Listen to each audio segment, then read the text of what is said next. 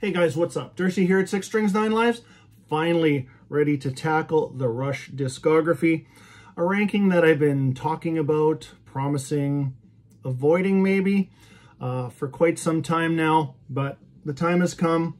To be honest with you, this is a band that I absolutely love. I love my traditional metal, thrash metal, some death metal, hard rock.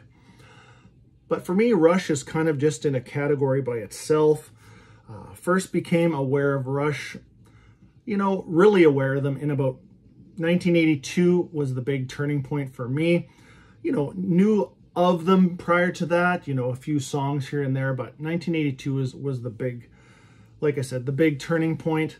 So what I'm going to do is, as per usual with all my ranking videos, I'm going to go through from my least favorite to my favorite. But I'll tell you right now, there is no, there's no bad Rush album. There honestly isn't. And maybe that's why, it took me this long to get there. But it is a band that I listen to at least once a year, start to finish, album 1 to album 19, including lots of live stuff. They're a fantastic live band too. So what I'll do is I'll go through 19 all the way to number 1. We'll talk about some favorite tracks, some production. Lineup-wise, there was really only one, as far as recording goes, there was really one major lineup change, and we know what that was, so we don't need to talk about that. These are 3 guys. Not only were they some of the best musicians I've ever heard and are, they were best friends. It just shows these guys are... There's not an interview from Rush where I'm not smiling or laughing. They always brought the positive vibe to me, and that's really why they... Well, I'll talk more about, 1982 as, when I got into Rush down the line in this video. But more or less, if this is the video that brought you here, welcome to the channel. Many other ranking videos that I've done, and there's many more on the list. For example, Metal Church is one that I will redo. I have to add 2 albums in now that weren't on my previous one. Any other ranking videos that you would like to see, if I have them, I am the physical media guy. I like to hold up the albums, but let me know in the comments. And by all means, let me know in the comments your Rush ranking. The one thing is I have not seen one the same. There's, various entry points, timing. I always talk about timing in your life, things like that. So I think that's it for housekeeping duties. Let's get started on the ranking. Grab a quick drink. And actually, we are coming up on the 4th anniversary of Neil's passing here in January. Rest in peace to the professor, one of the world's greatest drummers ever, and ever will be as far as I'm concerned. So let's get rolling. And ironically, the first 4 that I'm going to show are all on CD. I don't know how that just actually, not that that's a bad thing. I have the rest on vinyl, but it just worked out that way. So coming in at number 19 is their 16th studio album from 1996, Test for Echo. Pretty cool cover. But as far as tracks go, I would say partly too the creative, they were in a bit of a creative rut at this time. Even Getty has admitted that.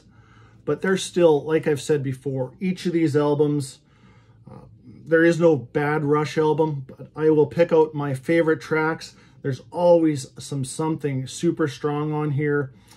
My favorite track on here is called Resist. Also, the title track, Test for Echo, is an awesome track. And Driven, track 2. So there's number 19, Test for Echo. Coming in at number 18, their 18th studio album from 2007 is Snakes and Arrows. So this is their second to last studio album. Pretty cool cover on this one. I had an opportunity to buy this on vinyl. I was in Toronto a few years back, and I just don't know why I didn't buy it. I'm kicking my own ass for not picking it up, but hopefully this gets reissued one day. But so yeah, coming in at number 18 is Snakes and Arrows. Couple of awesome, well, there's quite a bit of good stuff on this one. Far Cry, Working Them Angels is one of my, actually it is my favorite track on here. And Bravest Face, another great track on this one. There's number 18, Snakes and Arrows. Coming in at number 17, and I see this one kind of all over the place, and like I alluded to earlier, there's no rush ranking the same, but either people just absolutely love this album or it is down towards the bottom, but that's their debut, their debut from 1974, Rush. I don't dislike this album. There are some killer tracks on here that they still do to this day, but it's a little on the, you know, I don't know if you'd say Led Zeppelin-ish, you know, side. I've never been a massive fan. Don't dislike them by any means. Certainly not bashing them, but more on just the, you know, straightforward rock. You know, obviously Rush got way more intricate over the years in their, you know, their 40 plus recording years. But yeah, so this is number 17, but tracks, I mean, Working Man, I mean, how can you beat that track? It's awesome. In the Mood, another great track. Finding My Way to lead off. But there is number 17, Rush from 74. And coming in at number 16, their 15th overall studio album from 1993 is Counterparts. I should mention some producers too, because actually Test for Echo was produced by Peter Collins. So is this album. This one is a little more guitar driven, you know, getting kind of back to putting Alex's guitar more in the forefront. As you know, excuse me, you know, you have the keyboard era, the 80s, things like that. But to me, they always kept things fresh. But let me pull this one out so there's no glare. Yes, so number 16, Counterparts, 1993. And I would say the standout tracks on this one for me, Animate, great lead-off track. There's many of these albums where the lead-off track is just awesome.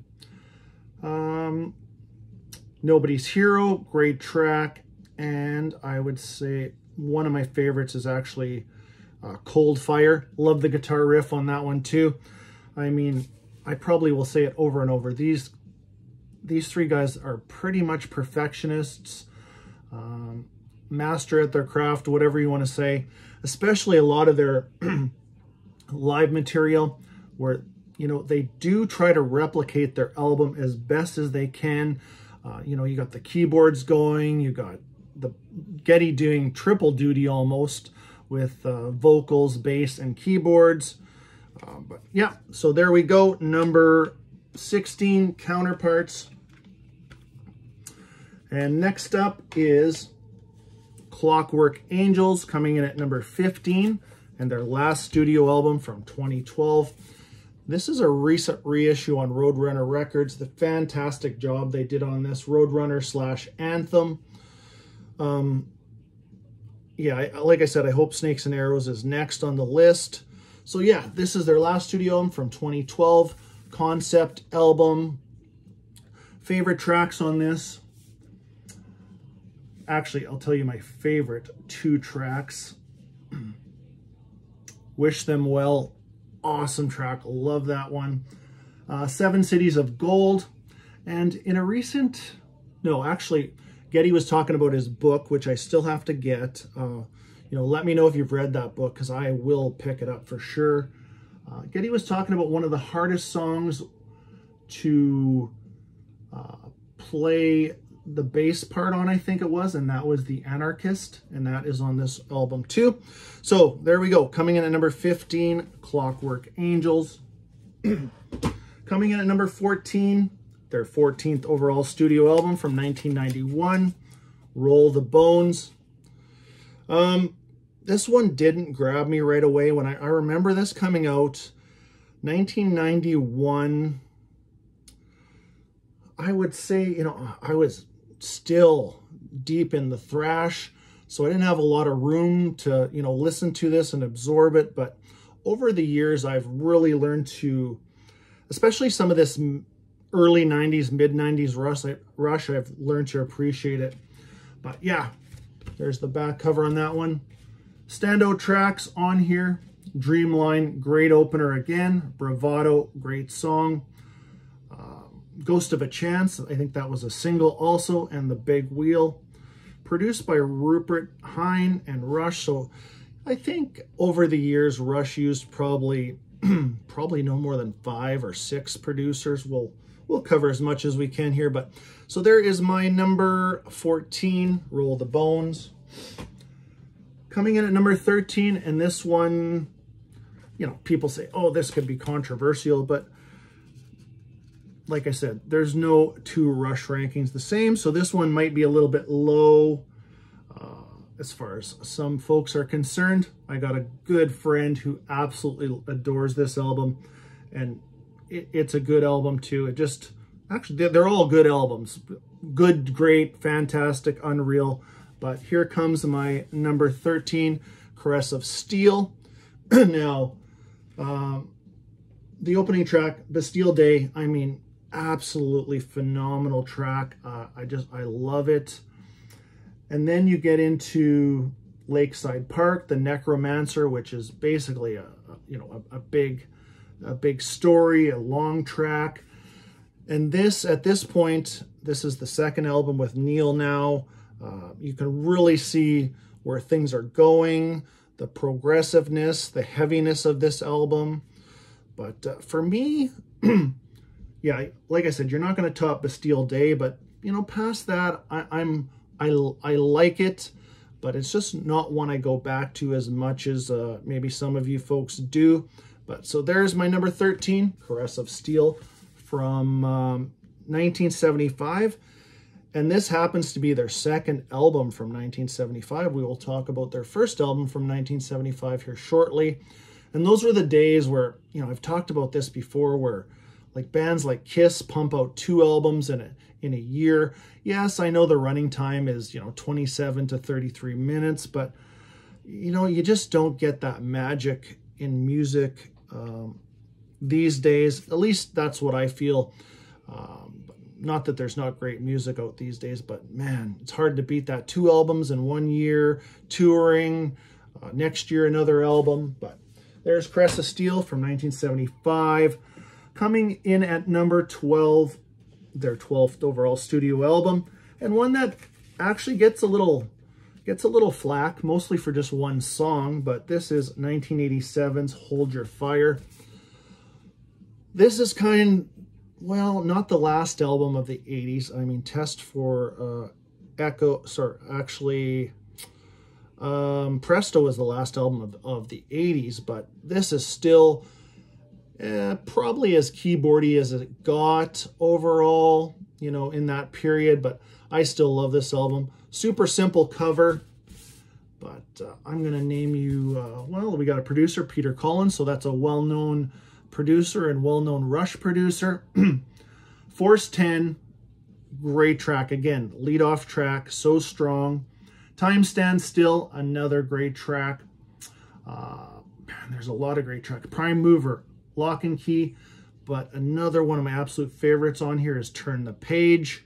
Check that track out if you haven't, or if you've kind of just shelved this album over the years and said, you know what, I heard it's shit, but you know what, revisit it, see what you think. Hold Your Fire, coming in at number 12.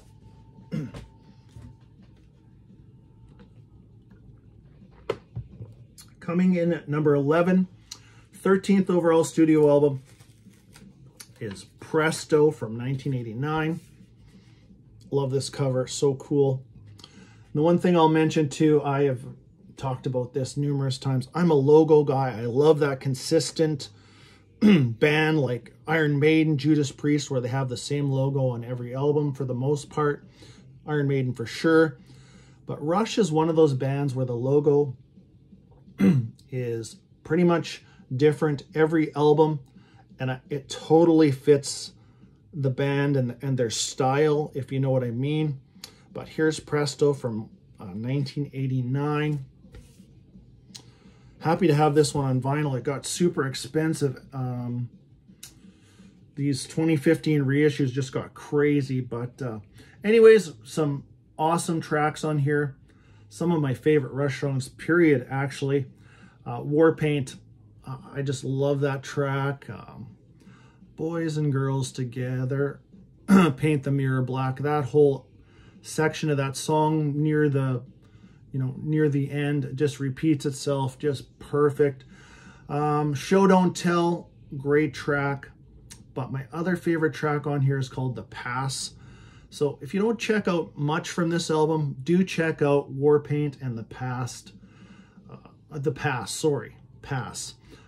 Fantastic. So coming in at number 11 from 1989 is Presto. And that brings us to an album, well,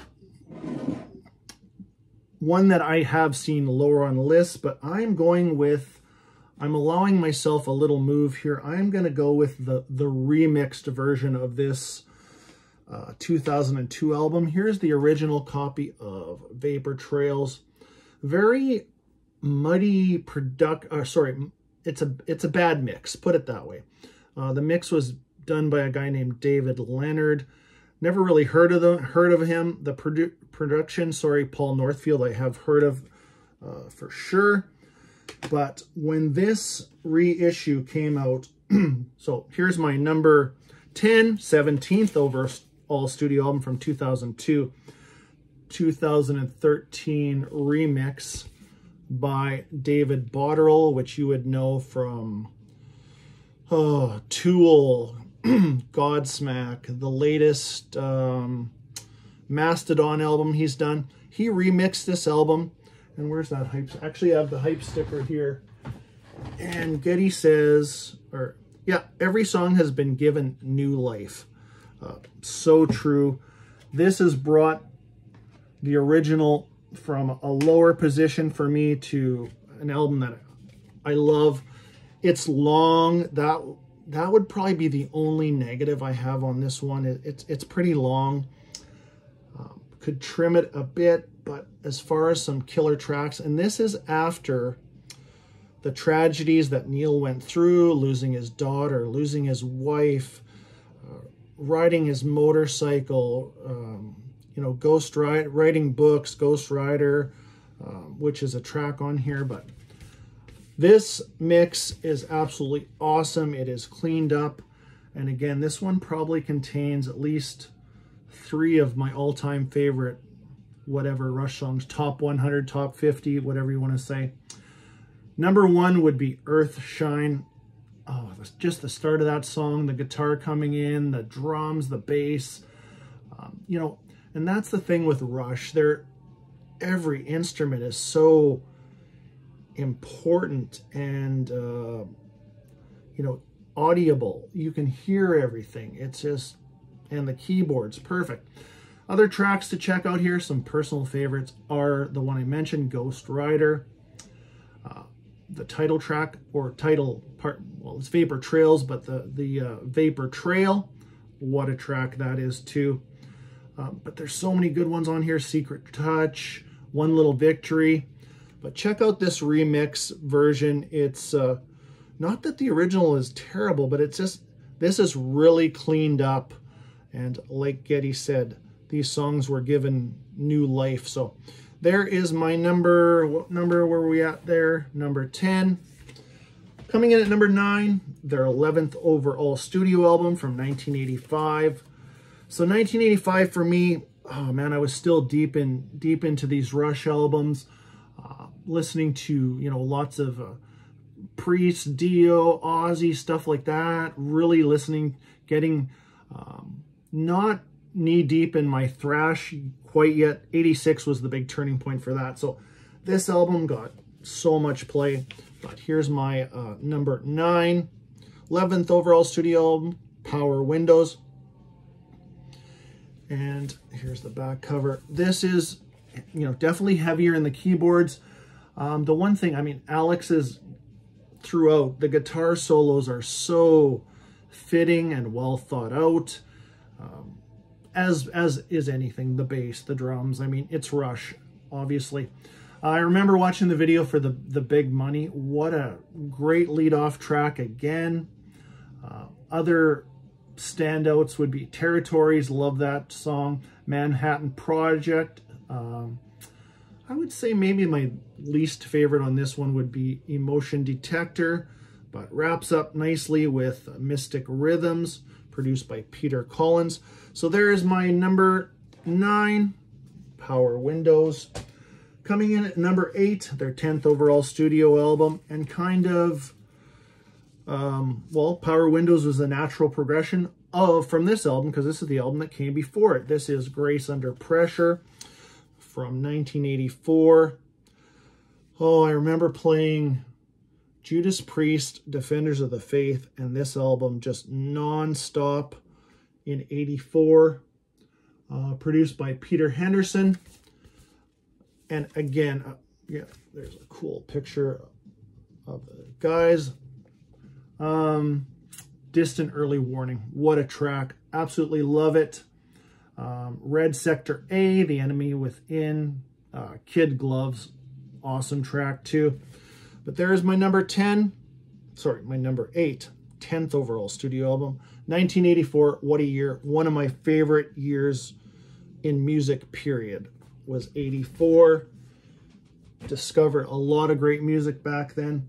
All right, continuing on, we'll get a quick sip.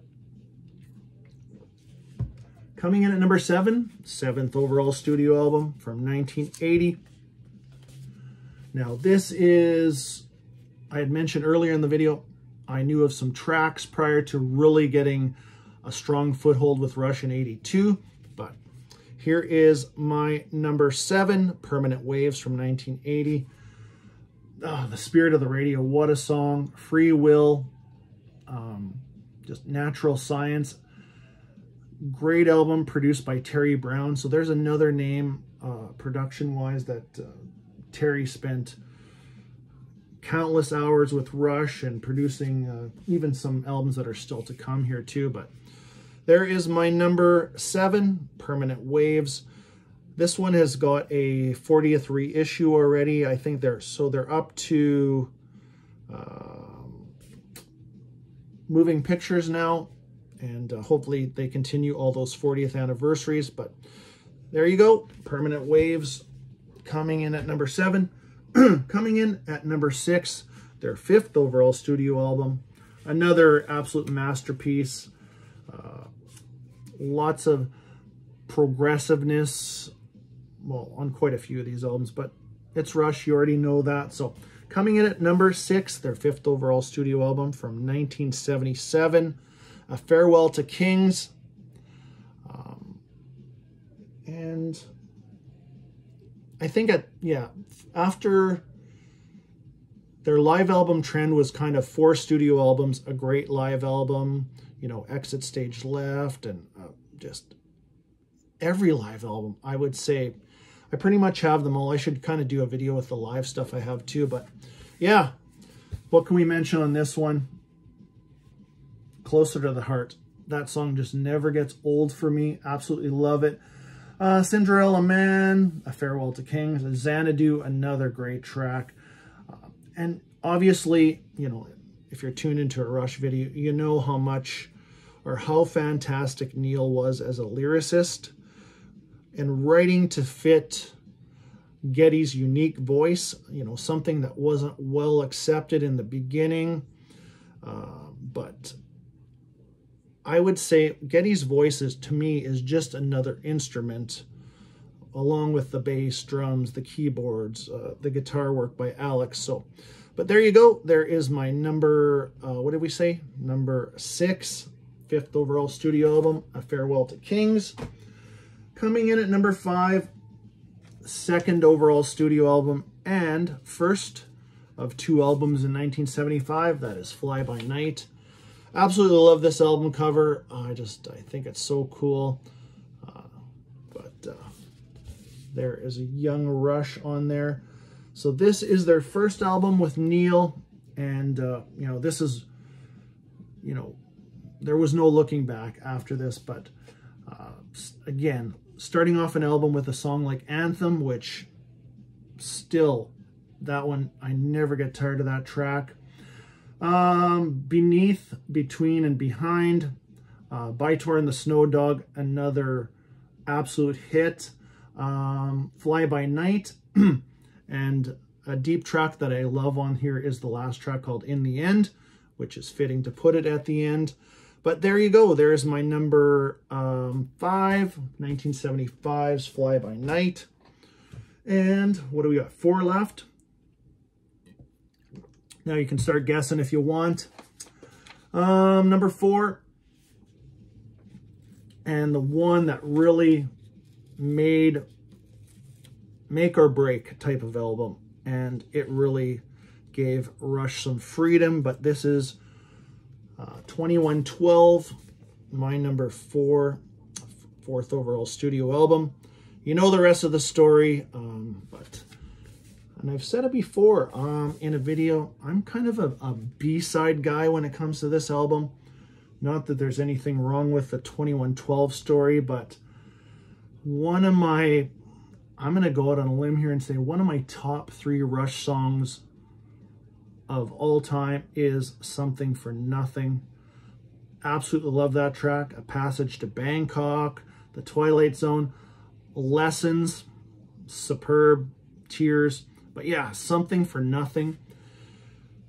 If there's, I'm sure there's lots of you out there that would put that down as one of your favorite Rush tracks also. But there's my number 4, 1976. I was still 6 years away from really discovering Rush. Coming in at number 3, their 6th overall studio album from 1978. Masterpiece, progressive masterpiece, a heavier album. Hemispheres. Produced by Terry Brown again. Just some killer tracks on here. And this one, like Something for Nothing, contains one of my absolute favorite Rush tracks, and that is Circumstances. Top 2 or 3 for sure. And of course you got the trees on here, fantastic. La Villa Strangiato, I never can pronounce that right, but you know what I'm talking about. Fantastic instrumental. But yeah, there is my number 3, Hemispheres from 1978. Again, go listen to Circumstances. It is just perfect. Okay, 2 left. And I wouldn't even say this was a toss. Nah, was it a toss-up? This could be 1A and 1B for sure. But I'm going to go with the album that I really discovered Rush on, 9th overall studio album from 1982, and that is Signals. Again, Rush was able to do something fresh and interesting in all 4 decades of their recording career. Just, yeah, awesome. Subdivisions, again, the lead-off track, and the first that I really heard, and the lyrics, you know, I remember being in school. You know what, I wasn't Mr. Popular, I was just, you know, in the middle, coasting along, but man, some of those lyrics really hit home, and definitely didn't depress me. Some of these lyrics absolutely motivated me to, you know, just be a good person or things like that, just be more positive in my own mind, things like that, if I'm explaining that any or clear enough for you. But what other tracks? I mean, just so many. The Analog Kid, Chemistry, great track. The Weapon, Losing It, and Countdown.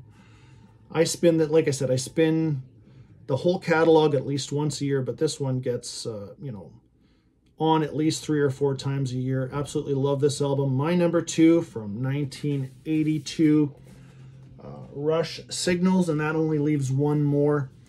And this one is the first album I backtracked to after discovering Rush in 1982 and buying it. I don't have my original cassette anymore, but here's my number 1, Moving Pictures. This is just a statement by a band that has just, everything just came together on this album. Yeah, just fantastic. Tom Sawyer, that, you know, that bass pedal hitting right off the bat, very unique song. Such an iconic song. XYZ, I mean, what can you say about that instrumental? Limelight is in my top 10 Rush songs for sure. There's just not a weak moment on here. Red Barchetta, The Camera Eye, Witch Hunt, which is fantastic, Vital Signs. Yeah, there you go, number 1. And I can't see this ranking change much because it's, and again, this is more of a celebration than it is a ranking, because I'm celebrating just such a great band that, you know, will obviously no longer continue in its, you know, classic form. Whether Geddy and Alex, there has been rumblings of them doing something together, but whether they would continue as Rush without Neil, who knows? I do hope they still make some new music together. Those two guys are, like I said, they're best friends. I mean, I watch their beer commercials, everything. They're just hilarious, good guys. See Geddy Lee sitting right behind the bat catcher at the Toronto Blue Jays game. I'm a big baseball fan too. So anyways, there's my Rush ranking. Let me know in the comments. Rank them all if you want to. I love reading up, and I probably won't see one exactly the same as mine, but yeah, definitely a fun one to do, and one that I'm finally glad that I got this one under my belt, and we will move on to some other stuff. So that is it for today. I think I will still be around a couple of more times here in the calendar year of 2023. Looking forward to 2024. But like I said, hope you enjoyed that one. Until next time, stay heavy.